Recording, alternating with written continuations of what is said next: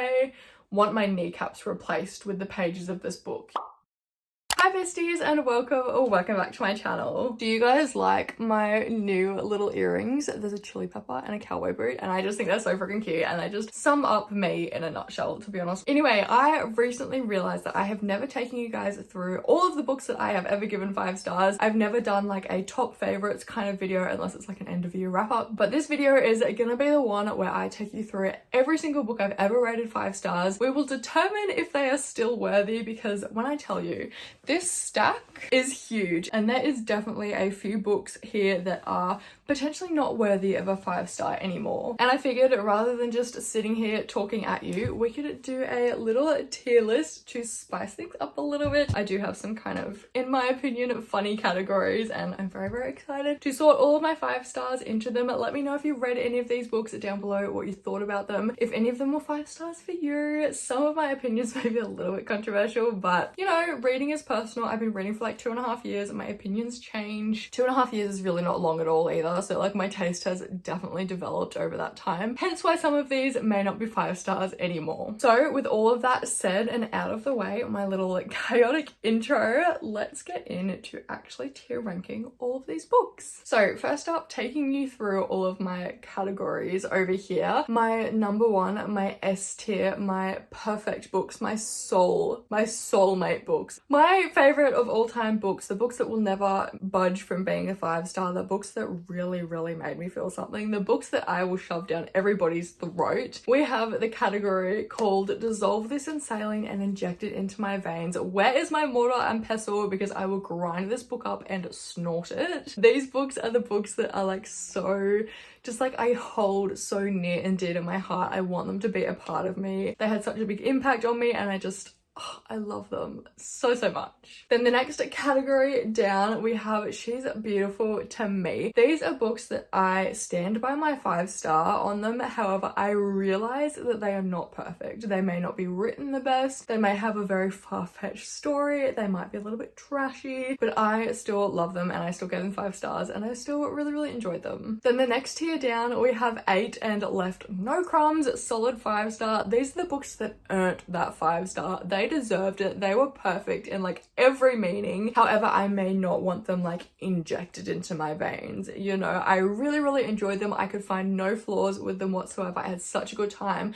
I just wasn't like devoting my entire life to them, you know? Then my next category is simply should have been 4.5 stars. I feel like that one's pretty self-explanatory. These are the books that I maybe was caught up in the moment and rated a 5-star on a whim, or these are the books that I really love, but I can see their flaws and their flaws impact my feelings about them, but they're still like really good. Then my second to last category is I read this.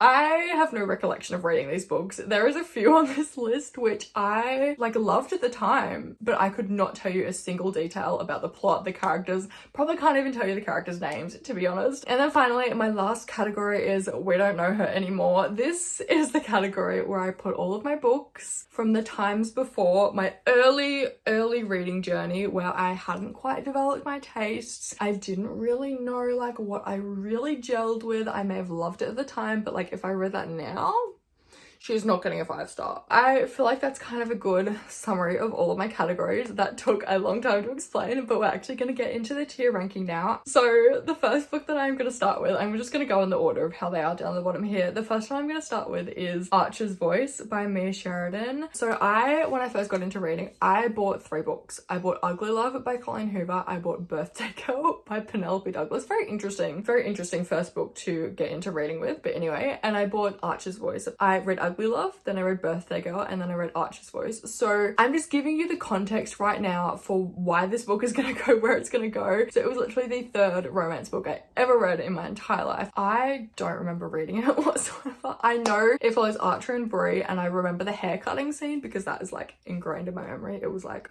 so good. But I could not tell you anything else about this book. I honestly probably still stand by my 5-star on it. Like I know in the back of my mind back here, like back in the hippocampus, that's back there, right? That's like part of the brainstem, I think. Is it? Back in my like back of my mind, I know that book is a 5-star. I just feel like it was a 5-star, but I could not tell you anything that happens. I don't know why it's a 5-star. I'm probably not the best person to give you a plot summary on this book either, but I'm pretty sure from memory Bree moves to this small town. Archer is like the town's reject kind of thing because I believe he had his vocal cord slashed, or he's mute, he doesn't speak, he can't speak, so he uses sign language, and he's just like kind of let himself go a little bit, so the town just kind of rejects him, doesn't claim him, and Bree comes in and I never remember how she meets him. Does her dog like find him or something? I don't know, but they like come together and she takes a little bit of pity on him, but they like become friends and then get into a relationship, and it's just a really sweet story and there's a lot of trauma. I should probably reread it, to be honest. I feel like I would really love it. I feel like that's the kind of romance I'm searching for at the moment. Anyway, Archer's Voice is going in that category because I don't really have any recollection of reading it, but I still like know I enjoyed it. Okay, the next book or series, should I say, I read the bind up of this, so in my mind it's just like one book,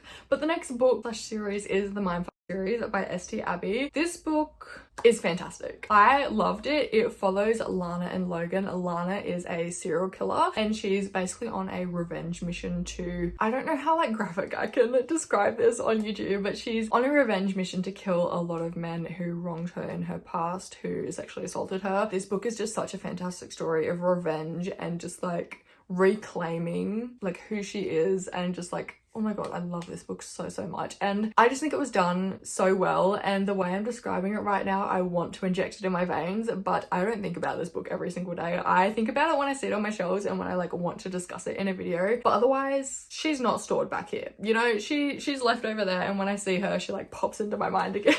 I don't know why I'm describing things the way that I am today, but anyway, the mindf series, I think it's perfect. I think if you can withstand the trigger warnings in this book, you should absolutely read it. It's a masterpiece, and just like the relationship development between her and Logan, and then just the way it's written and broken up into like 5 little novellas, I think it's fantastic, and it's going in 8 and left no crumbs, solid 5-star. I think it's perfect. I don't want to inject it in my veins. I don't like think about it every day, and it's written better than like something trashy that I would put in She's Beautiful to me.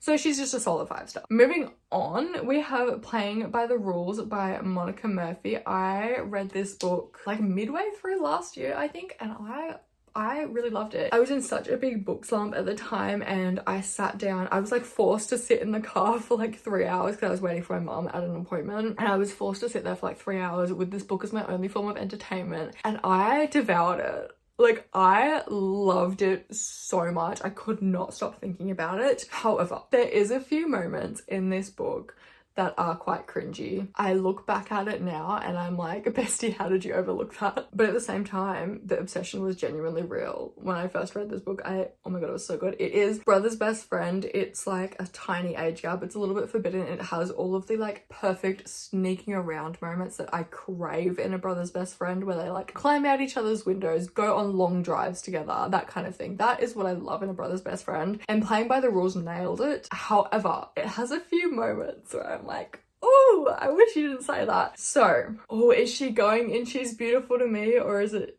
should have been a 4.5 star? Oh, she really is trashy, but I really loved her. We will revisit at the end, but right now, should have been a 4.5 star. Should it though? I feel bad putting it there. Like, I love that book. We might revisit at the end. Hail Mary by Candy Steiner. This is a childhood friends to enemies to lovers kind of thing. They played video games originally when they were younger together without like knowing each other's identity. And the heroine tried to reveal herself to the hero, and the hero's friends basically bullied her and like took the mickey out of her and just like weren't very nice to her. So that led to her like tainting her opinion of him, and then they wound up being neighbors in college. And did she move into their place? Anyway, she moved into their place because her pipes burst, and you know, they just had to kind of like reconcile, and they sort of found themselves coming back together and apologizing and just like understanding what actually happened. And it was good, but I think it should have been a 4.5 star. I don't have that like, oh my god, this was so good 5-star feeling about it. This next book, however,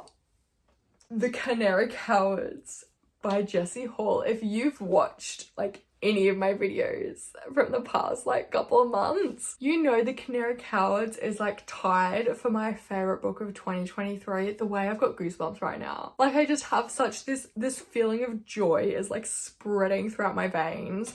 And for that reason, I want the Canary Cowards injected, straight lined to my heart. This book was so fucking good. Jessie, babe, I love you. I'm in love with your mind. So the Canary Cowards follows Lake and Dylan. It's essentially like a physiotherapist romance, but it's so much, so much more than that. Dylan has an autistic brother who is just, oh my god, I adore him so much. He's so sweet, and just the moments where Lake would just kind of like bring him in and treat him like his own family, and I cried happy tears at this book, and that is not something I do often. It was just so beautiful, and watching them, like they're both so broken and just like trying to heal from past trauma. It's just so beautiful. So beautiful. You do have to kind of push through the first 200 pages because it's a little bit slow, but like once you get over that hump, everything just flows and you'll be crying, and it's just so beautiful. And if I could snort that book, I would. The way I got all of these books out right next to me, I have all of my 5-star reads right here, but I've not picked up a single one. The next book we have down here is Twisted Loyalties by Cora Riley. This is the first book in her Kimura Chronicles series, and if you know me, you know I love Cora's Mafia so much. It's flawed. I know it is. Maybe not written the best. There's spelling mistakes, there's grammatical errors, but the plots and the characters, they live inside my head rent-free. I think Twisted Loyalties is going to go in She's Beautiful to me. I understand she's flawed, okay? It's not everyone's favorite in the series. There's some like maybe pacing issues, but to me, she's beautiful. She is what is he? He's like an underground cage fighter, but he's also the enforcer for the Kimura Mafia group, and I think her father owes a debt to them, and I felt she works at the bar, the cage fighting arena, and that's how they kind of like get their start together. I don't know. But it was really just so cute, and I really loved reading about Fabiano's book because he's the brother of all of the like sisters that are in the first series. It was so cute. I love him so much. He's just like such a little sweetie pie, even though he's like this big scary man, but that's beside the point. I really enjoyed Twisted Loyalties. Then we have Twisted Pride, which is Remo and Serafina's book. This is a kidnapper captive kind of romance. Remo, he thinks it'd be a fantastic idea to take revenge on another mafia group by kidnapping Serafina on her wedding day. And they fall in love, and she kind of gets Stockholm syndromed, and it was fantastic. I rated it 5 stars. I loved it. It is really good. It's probably my favorite of Cora's. She's beautiful to me. She really is beautiful. She's gorgeous. I love her so much. Next up, we have The Heir by Sophie Lark. I read this book literally like a year ago, and it was fantastic. How do I describe this? If I say it has like the feeling of a fantasy without being a fantasy, there's no like magical elements in this book whatsoever, but there is, how do I describe this? Sort of like a Mafia Hogwarts, like that's the best way I can try and describe it. But they have these like tournaments amongst all the year groups every year, and just like the feeling of like the tournaments and the games, I could definitely liken it to like the trials, I guess, in Fourth Wing. Like it gave me that same sort of feeling. I just really loved it. And I also just really liked Anna and Leo, who are the main characters in this book. Everything about this, it was so fun. It was so entertaining. Really loved it. I think I'm gonna put it in 8 and left no crumbs because every aspect of this book was just fantastic for me, but I'm not like obsessed. Like I am obsessed, but not to the level that some of these other books are. The next book, however, is one of the books that I am fully obsessed with. She deserves that top category. I want this book, like, what's more intense than straight lining to my veins? I want this book turned into a microchip and inserted in my brain. This is The Graham Effect by Elle Kennedy. I read this book last year. It's a hockey romance. It's second generation to the Off-Campus series, so it's Garrett Graham's daughter. She is an aspiring hockey player. She really wants to get to the Olympics, but she's struggling with some of her plays and things. And the hero in this book is also an aspiring hockey player, and he kind of makes this deal with her to help her out with her plays. They like get together and like play together and like on the ice. That was not like an innuendo. It was not a hidden meaning to that. But they like help each other out, and she puts in a good word for him with her dad, and it's just a mutually beneficial relationship, and things just go from there. I think the main reason this book is like so top tier for me is because of this nostalgia it gives me. It just reminds me so much of when I read the Off-Campus series, and I had the time of my life. I think I'm gonna put the Graham effect and like inject into my veins. I love this book so much. Just the nostalgia it brings, honestly, it's perfect. Next book I have for you is Under Lock by Mariana Zapata. This is one of Maz's kind of lesser known books. She hasn't blown up as much. I think this book definitely is either a love it or hate it kind of book because Dex is intolerable for a good portion of this book. Like 250 to 300 pages in, he's rude as all hell to Iris. He's not a nice person. And like, honestly, was he even redeemed? Like, he got this soft spot for her. Like, the soft spot was really cute, but he was still a prick to everyone else. I love this book. I loved all of the little subplots in it. What even was the plot of it? So it's set in Dex's tattoo parlor. He's like the head tattoo guy. He owns the shop, and Iris applies for a job to work as the receptionist. And there's honestly not like a whole lot more plot to it than that. There is like some things that happen later in the book, but just the relationships that Iris builds with not only Dex but the other people in the shop is so found family kind of vibes, you know. And then like the tension and the slow burn of Iris and Dex and how their relationship went from like, Dex is really rude, like he is so rude to her. She kind of overhears him talking smack about her, and that's like the one moment I thought this book might not have been a 5-star, but looking back on it, it definitely is. I really loved it. Just everything about it. I think I'm gonna put it in 8 and left no crumbs though, because I don't think about it that often. I just think it's fantastic. It's so good. I wish more people would read it because Dex, like, once you get past the arrogant ass persona, he is so hot. This next book, Quarterback Sneak by Candy Steiner. This book is everything to me. Like, the plot isn't even that fantastic. It's a coach's daughter physiotherapist coach's daughter is the physiotherapist and then like the NFL injured quarterback, and it's set in college, and it's like not that groundbreaking. There's a bit of sneaking around. They like go to a hotel, sneak around a bit together while the team is like there, and it's hot and it's great, and it's a great story. It's entertaining, but the bit that like actually makes me love this book so much is just how relatable I found the characters. I read it at a very pivotal time for me in my life, and it just had a very big emotional impact on me. So she is straight lining straight to the heart. I love her so much. I would get my aortic valves replaced with her, you know? I love Quarterback Sneak so much. Like, it's a very simple book, but I love it. This next book is From Lukov with Love by Mariana Zapata. This is a figure skating romance. It's actually a pair figure skating romance. So the two of them have been left without partners, and they're kind of forced to pair up if they want to achieve anything. And the two of them want to kind of like get to the Olympics, but they also have this little rivalry going on. So there's butting heads, there's a little bit of enemies to lovers, there's a lot of teasing and banter. That has to be my favorite part of this book. Absolutely. It is the classic Mariana Zapata slow burn, but she writes them so well, honestly. So I think I'm gonna put it in a solid 5-star because I love the characters, loved the plot. I thought it was so well done. The like arc of everything was fantastic, and it's a solid 5-star. Oh my god, I need a drink. This is Thirsty Work ranking books. Oh my god, the next one. This next book, The Simple World by K.A. Tucker. I adore this book so much. It is one of my like heart and soul love books.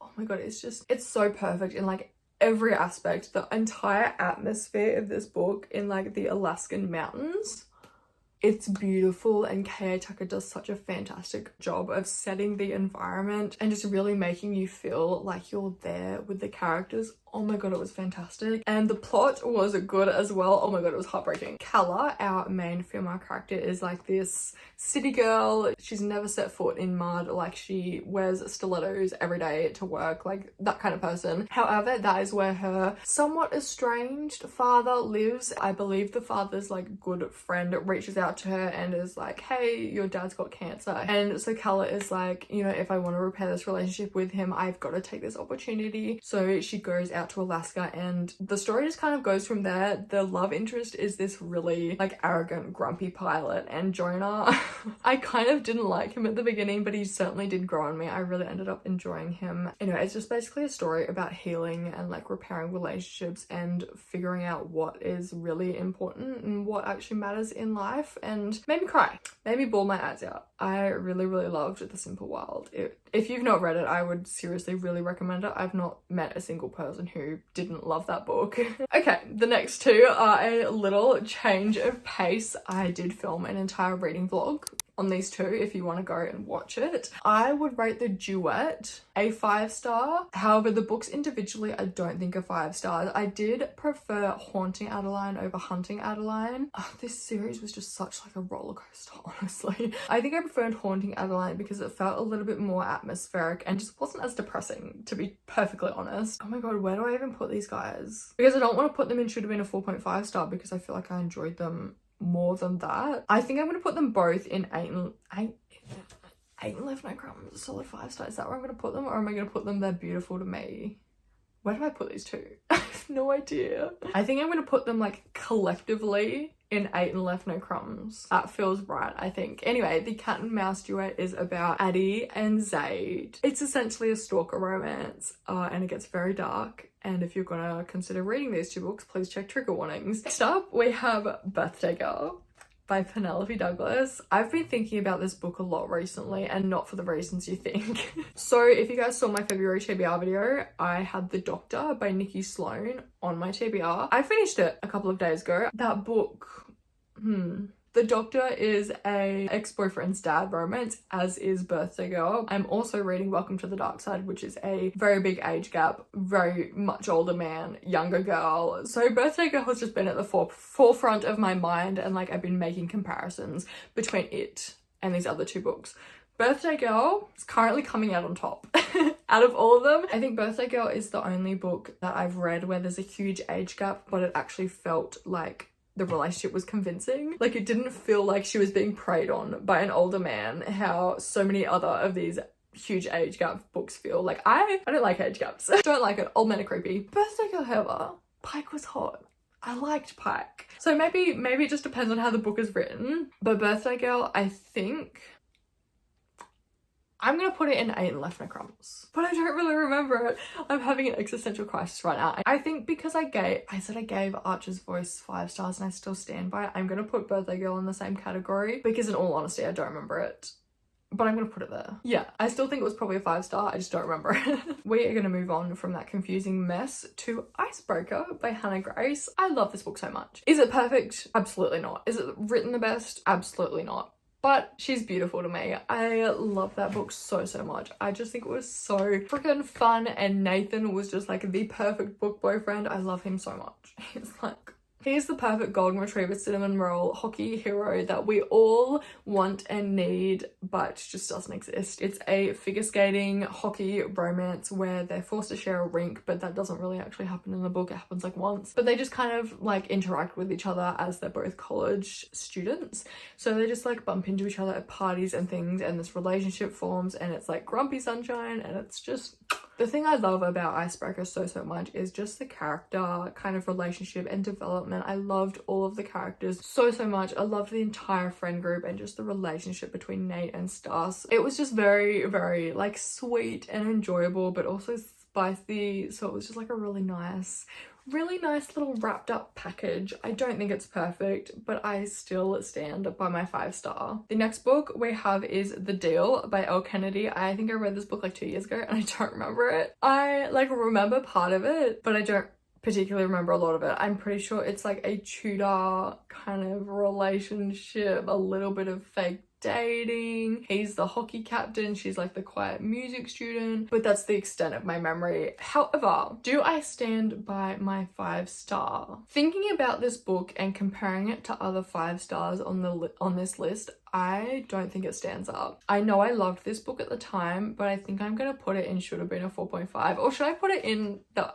did I read this category? Because I really don't remember. I think I'm going to put it down here as well. Moving on to another book of Elle Kennedy's. This is The Risk by her. This is the second book in her Briar U series, which is like a spin-off to the Off-Campus series. I do remember a little bit more of this book. I think it is, again, college hockey romance. It's a little bit of grumpy sunshine. It's Coach's daughter as well, I believe. Is it? It's sort of Coach's daughter, but he's like the coach from a different school, but he's still really strict, and it's like, ooh, don't date my daughter. So I think I'm gonna put it in should have been a 4.5 star. I know I loved it at the time, but like in my mind, nothing is really actually standing out about this book. I know I love Jake, but like when I match him up against Nathan Hawkins, he does not stand up. Alrighty, this next book we're gonna finally get to use that bottom category. We have Things We Never Got Over by Lucy Score. At the time, I enjoyed it a little bit. Looking at it retrospectively and like reflecting on it, I don't know that I really actually enjoyed this book. Especially the ending. The ending just like did not match, and it was so thick and so long with like not a lot of subplot. So I think I'm gonna put it in We Don't Know Her Anymore. I did give it a 5-star at the time, but I don't stand by that anymore. It follows Naomi, who is essentially a runaway bride, and she stumbles into town and Knox discovers her. Naomi winds up having to take custody over her estranged sister's daughter, and her sister also like stole her money and her car, so Naomi's kind of like, oh my god, I'm screwed and I've been left with this 12-year-old girl, and Knox kind of swoops in and saves the day. And like, it was fine, but I don't stand by my 5-star, so it's going in We Don't Know Her Anymore. This next book, however, oh my god, where am I gonna put you? Where am I gonna put you? Heartless by Elsie Silver. I adore this book so much. It is like the perfect single parent romance. Cade and Willa, they are really beautiful to me. I love them so much. I do believe they ate and left no crumbs, but she's like even more special than that, you know? I adore this book so much. It follows Cade and Willa is the heroine from the first book's best friend, and she's kind of like come into town looking for a job, and Cade decides to hire her as a nanny, and her and Luke's relationship is just so freaking adorable. So cute. I love them together. I really love when authors can like nail a child character. It always ends up so sweet and just adorable, and makes me love the book even more. And then Cade is this like grump. He is like the definition of a grumpy, hardworking man, and just seeing him like get soft with Lilla and like see her be soft with Luke, and just like but also the mouth on that man. Next up, we have, I think, my most recent 5-star read, actually. We have Six of Crows by Leigh Bardugo. I did vlog this experience too. I think this one was a solid 5-star. It hit all of the criteria for a 5-star. You know, it had such an entertaining plot. It was like, it had the romance subplots, it had the entertaining story and the heist, and it was just, it is the definition of a 5-star read. Have I thought about it since finishing it though? No. So it's gonna stay there as a solid 5-star. It follows Kaz and his little like band of misfits as they get hired to go and like break a guy out of prison. It's a maximum security prison though, so it's not an easy job, and the heist kind of goes a little bit awry, and it's just really entertaining kind of seeing them plot this whole thing and then like pull it off and have to like adapt in the moment. It's just a very entertaining read. I did quite enjoy it. Why do I feel like I'm giving you guys like a school report right now? My brain is like not here anymore. That microchip from the Graham Effect has really messed me up. The next book we have is Savage Lover by Sophie Locke. This freaking book, oh my god, it is my favorite book from Sophie. It has like all of the Fast and Furious heist, but also like romance and just, oh my god, absolute perfection. It's Savage Lover. It follows Camille and Nero. Nero is kind of like a mafia prince sort of thing, and he's big in the car racing scene. Camille is also a sort of struggling financially mechanic. Like, she has business and she's a good mechanic, but they just don't make a lot of money, and she's trying to pay for her father's cancer treatment, and her and Nero kind of get tied up in this heist, which I'm not going to tell you anything about because I don't want to spoil it for you, but they get tied up and they end up having to kind of like work together, and I don't even really remember how they meet or how their relationship gets started, but I remember that it was really good. Honestly, I would have this book ground up and snorted up my nose. It was very good. I very much enjoyed it. Broken Vow as well by her. She is a solid 5-star. This is a bodyguard romance between Riona and Raylan. Raylan is like an ex-military kind of guy, like ex-secret service kind of vibes, and he is kind of like hired to look out for Riona because she's had a hit made on her and she's had an attempt made on her life. So she needs a little bit extra protection, and that's where Raylan comes in, and he is so fun. He is like this sweet talking southern cowboy who is like also really good with a gun and like so hot, and just I think the thing about Sophie's books that make me like them so much is that she always includes a bit of an action subplot to them, or like has like a big action sequence as her third act climax kind of thing as the finisher to the book. I just love it so much, and it's very entertaining. She writes action sequences so well, and that definitely does like add a little extra layer to her books. This next book, Midnight Kisses, I actually originally gave Midnight Kisses by Janine Benedict a 4.5 star. I loved it at the time that I was reading and and finished it. But I was like, it's lacking a little bit, like it's not a 5-star. But I think about this book so often, and anytime I think of like favorite books of mine, Midnight Kisses is at the top of the list. So retrospectively, it's a 5-star read. I had to bump it up. I know this book's not good. I know it has some issues, and I know the characters aren't particularly likable, but I think that's what makes me love them so much, is that they're just so realistic and relatable, and their relationship is not like all smooth sailing and it's not perfect, but they're both dealing with these things on their own. So they've both got these like individual personalities and these things going on, and I just think their relationship is so raw, and Janine just does such a good job with them. And yeah, what even is the plot? I don't think it's really a plot. It's a lot of spice. It's set in college. That's kind of it, but it's very hot, and I really did enjoy it, and she is very beautiful to me. This next one is Juniper Hill by Devney Perry. This is a single mum, small town chef hero. Knox is kind of like forced to let Memphis stay in his garage apartment like on his property, and it's therefore forced proximity, and they work in the same like hotel, and it's just a very sweet story. I really enjoyed it. It did make me tear up a little bit, because Memphis has had a really rough life, and just like go at it with her son. So it's just very nice to kind of like see her be happy with Knox. Where am I gonna put it though? I think I'm gonna say at 8 and left no crumbs. I very much enjoyed Juniper Hill. It was my favorite in the series for a long time. But this next book, Crimson River by Devney Perry. This book, I want it injected in my veins. What's another extreme thing I can say I want done with this book? I want my kneecaps replaced with the pages of this book, you know? Crimson River is just, I think it's probably the most plot heavy book of the Eden series. It's very much centered around a murder mystery where our main female character has a run-in with the murderer, and our hero therefore like questions her and like goes on this big search with her to try and find this guy. And there's this whole like underlying plot to the reason that he's after this serial killer, and it's just, he's not even a serial killer, he's just a murderer. But it's just, I'm not someone who is very good at predicting plots, and this one just kept me so hooked. I read it in a couple of days because I just could not put it down. I loved it so much, and over the span of like figuring out this murder mystery, the two of them fall in love. I love that book so much. I would dedicate my life to that book. It's incredible. I think it's everything that a like romantic suspense should be. It was just really good. This next book is Sable Peak by Devney Perry. I read this one like very recently. Was it the first book that I read this year? I don't even know. I think it's a solid 5-star. I think it was a fantastic wrap up to the series. Am I obsessed with the relationship? No. Am I obsessed with Mateo Eden?